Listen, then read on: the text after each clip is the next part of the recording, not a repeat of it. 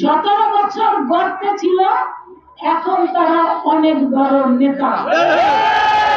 কোন নেতা কর্মী চাঁদাবাজি করবে, সেই নেতার কোন নেতা কর্মী দখলদারি করবে, সেই নেতার কোন নেতা কর্মী থানায় দালালি করবে, সেইটা আমরা হতে অনেক বড় মাথা। 17 বছর গর্তে ছিল, এখন তারা অনেক বড় নেতা।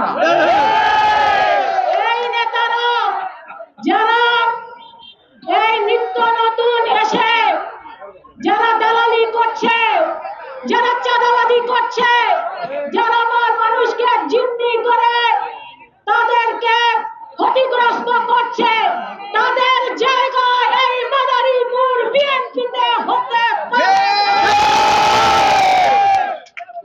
মাদারীপুরের বিএনপি শহীদ রাষ্ট্রপতি জিয়াউর রহমান, দেশনেত্রী বেগম খালেদা জিয়া এবং আগামীর ভবিষ্যৎ, আগামীর বাংলাদেশ আমাদের অ্যাক্টিং চেয়ারম্যান জনাব তারেক রহমানের একটি সৎ এবং দক্ষ রাজনৈতিক দল হবে।